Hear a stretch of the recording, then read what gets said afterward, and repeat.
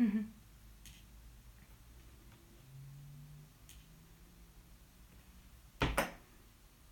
guys.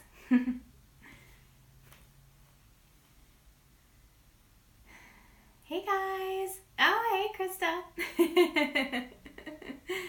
Hey Jamie. Happy Wednesday, everyone. So today we're going to be talking about what social media does for your SEO. I'll wait for you guys to keep tuning in.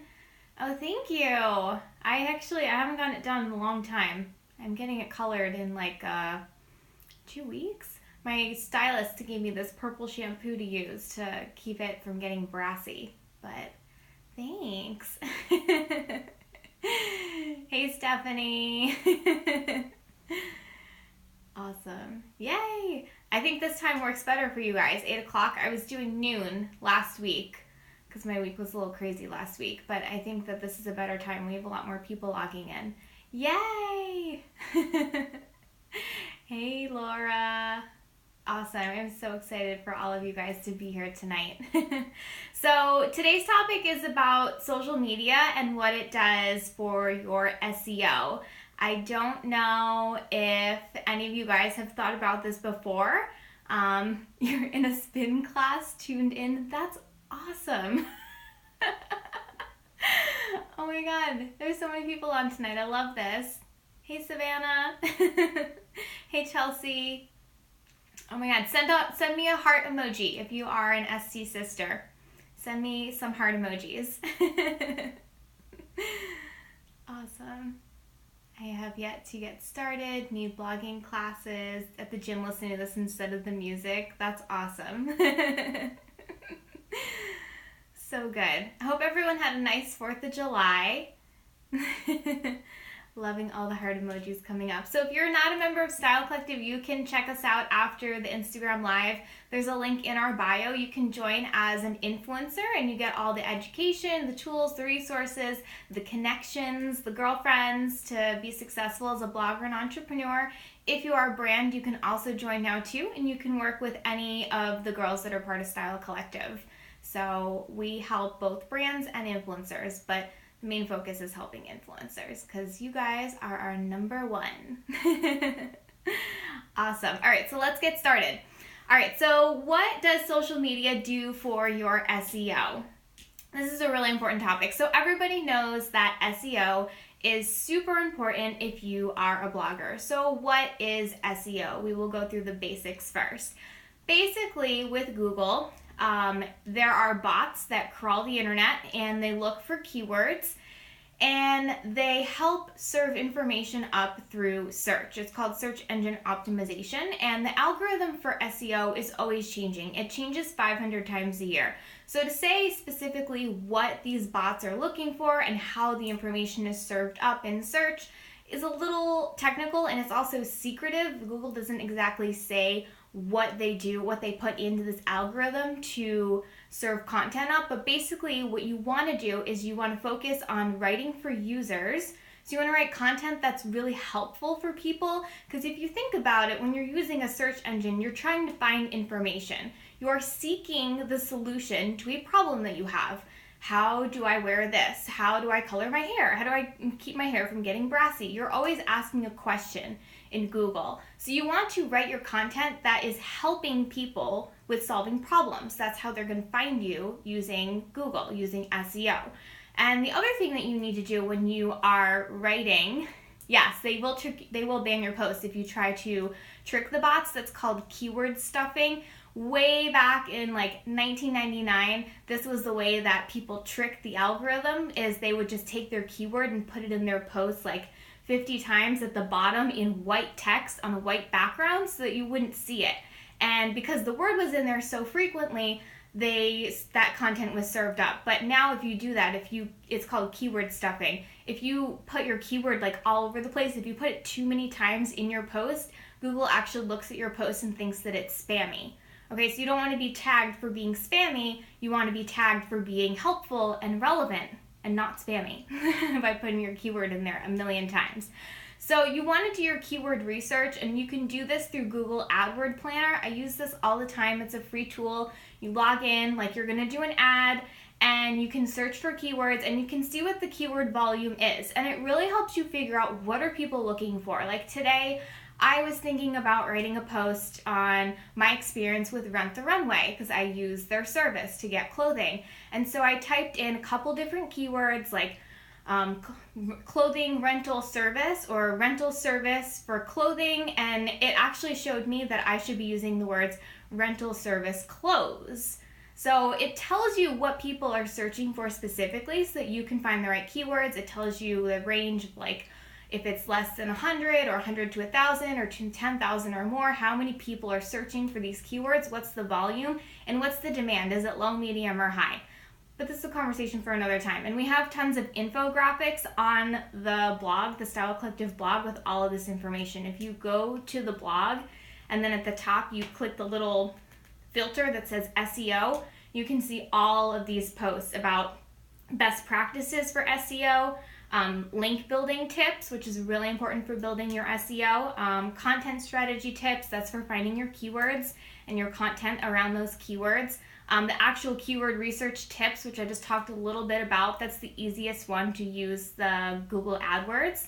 And then metadata tips, so that's the little description that pops up under when you search something. It's like the preview underneath the link. So all of that stuff is on the blog. If you guys have missed it, just go to the blog and click on SEO at the top. So, all right, link building is also another thing that's really major that you need to be doing. So you need to be linking to content that you have on your own blog within your blog posts, and then you also need to have other people linking to your website. And basically the reason why you need to do that is because there's something called domain authority.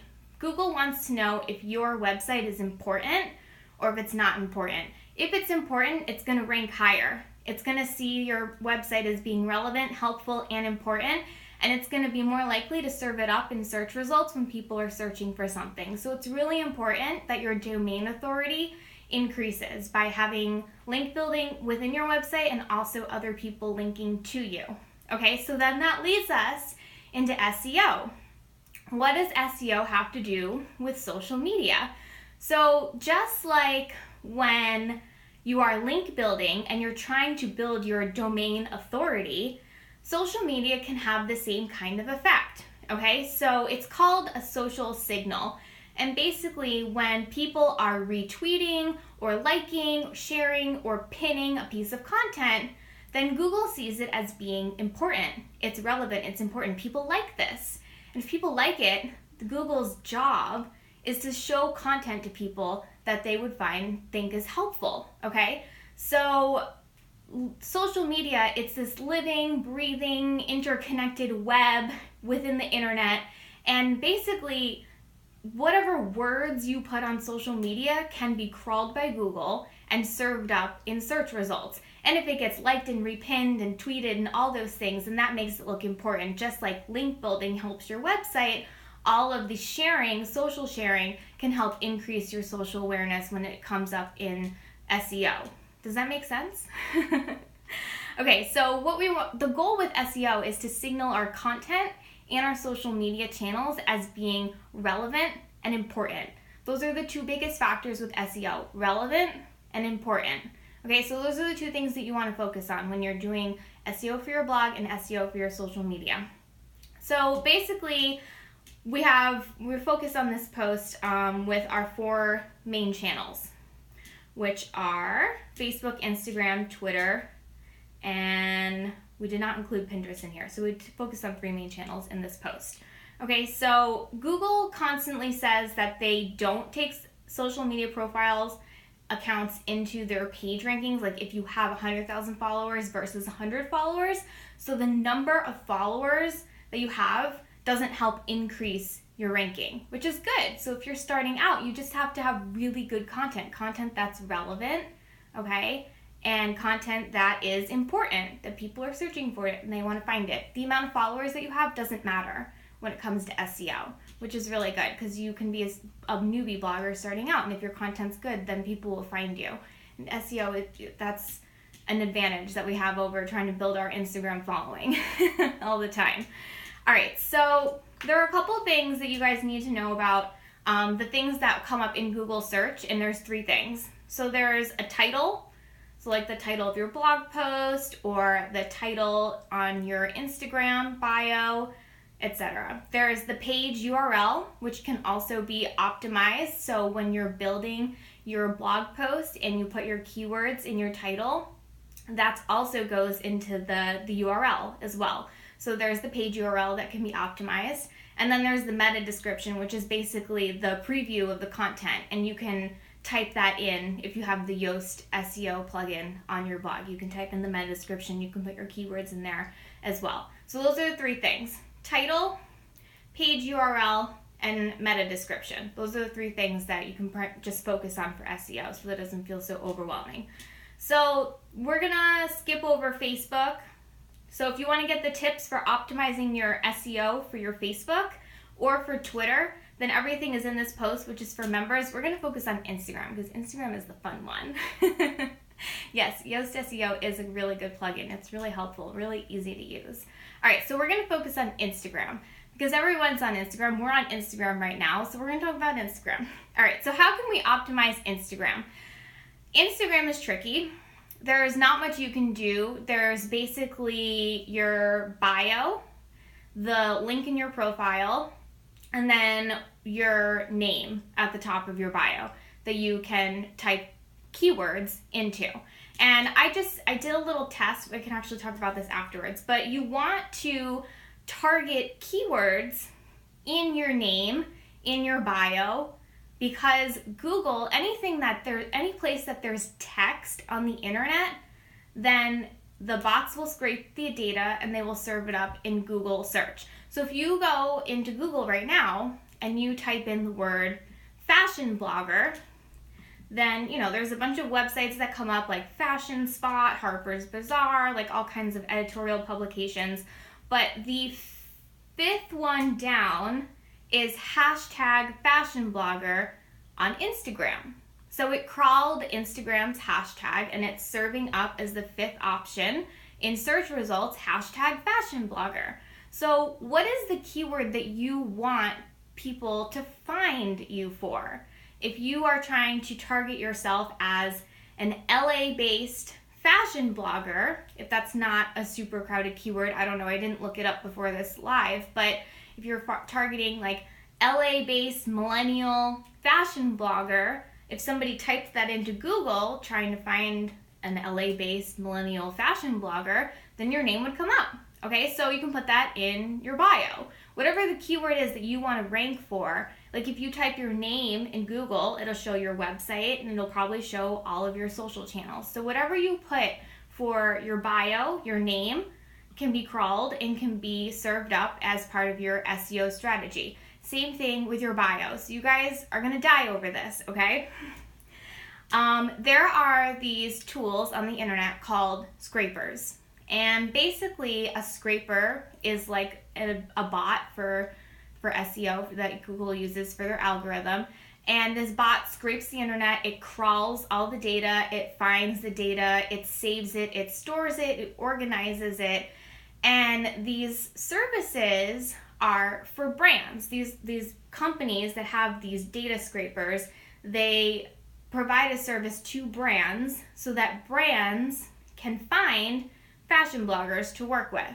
They create like this network that you can log in and you can type in the word fashion blogger, and because their program is running in the background and it's scraping all of these Instagram profiles on Instagram, somebody who goes in, they type in fashion blogger to this platform and all of these Instagram profiles pop up. And then they can export the list in Excel and get a huge data dump of email addresses. If your email is in your Instagram bio, that is how they get your email address. So if you want brands to contact you, put fashion blogger in your bio and put your email address, because these services, these scrapers, then collect all the data and serve it to brands who pay thousands of dollars a month to access these services. I'm not kidding, thousands of dollars a month to access your information that's on the internet, and export it into an Excel list and then send out like a mass email. So if you're ever wondering how a brand found you, and emailed you, or why a brand is working with like thousands of influencers all at the same time. Like, how does this happen? That's how it happens. These scrapers find your information and then they charge brands thousands of dollars a month to use this service that they've created. So if you want brands to find you in that way, that's one way that SEO is really important for your Instagram bio. If you want to put fashion blogger as a keyword because you want brands to find you because you're a fashion blogger, if you want them to email you, then you can put your email address in your bio. And that can be one way that brands can find you. So SEO and social media is really important. It's hand in hand. That's how people can find you outside of your website. There's ways that you can also optimize your Facebook page so that people can find you based on keywords that you want to be using. And there's ways that you can optimize your Twitter as well. It's actually not your bio in Twitter. You're going to have to log in and read it. It's something else on Twitter that gets crawled and served up in Google Analytics, not Google Analytics, sorry. So that's what I have for you guys today. I hope that you found this interesting. I thought it was pretty interesting. When I found out about data scrapers last year, I couldn't believe it, but they're out there and that's what they do. So if you want to learn more about what social media does for your SEO, we have this whole post for you that you can go back and reference. We've also linked to other posts that we have about building your SEO to help improve everything for you guys. SEO is super important for building your blog. I would say that creating content using Instagram, Twitter, and Facebook, and then SEO should be like the third thing that's super important, just as important as Instagram. I know everybody's obsessed with Instagram and growing your following because that's where everyone is now, but SEO is just important for your long-term strategy because that will bring people into your website consistently over and over. So do you guys have any questions? Q&A time. Any questions for me about social media and SEO, how they work together, any ways that you can optimize information on Instagram, Facebook, Twitter, any questions about that kind of stuff? You guys are so welcome. I'm so happy to do this. I am a teacher at heart, so I'm so happy I'm able to do teaching in this format. It's really cool, really awesome. But do you guys have any questions? I know there's a little bit of a lag, so I'll wait for it to catch up. Awesome, I'm so glad this was helpful. That's perfect. So, you guys have any questions? Rewrite your Instagram bio now. Awesome. So glad to hear that. Do we have anything on the SC website for recommended plugins? No, we do not. But that's a good idea. I will put that together. I will put that in our to-do list. Yeah, recommended plugins. I would say Yoast SEO, definitely, is a good one. On Instagram, is it better to have it personal or business? It's up to you. I do business on my account because I like to see the analytics. Some people like doing personal. Some feel that if you keep it as business, eventually Instagram is going to be pay to play, and they like keeping it personal. They feel like their engagement is better, but I mean, it's up to you, and you can switch back and forth and do an A/B test and see which way gets better engagement, but I just think it's personal preference. Yes, we'll do a list of plugins. We'll do a post about it. Is it worth switching from Blogger to WordPress for SEO? Yes, absolutely. Blogger is really bad. Really, really bad for your SEO. And the reason why is because it's free, and Google says, oh, this is a free website. It must not be good or important. It must be crappy. We're not going to serve it up in search results because it's a free website. And that's exactly the reason why WordPress is better. Personal is better. That's good. That's what works for you. That's perfect. You have to switch to WordPress. We have a tutorial for switching to WordPress, so you can look that up. My sister Catherine is in here right now, and she used it to set up her WordPress.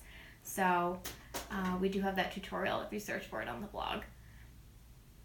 You almost switched to Blogger. Yeah, don't switch to Blogger.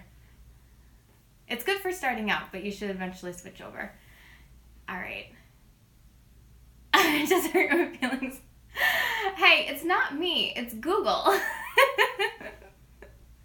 It's like, it's not me, it's you. No, it's not me, it's Google. Wix page. I think Wix is fine because it's paid. I've just heard that Blogger is not good for SEO. I've heard from other people too that they have trouble with SEO and using Squarespace, but I don't know how true that is.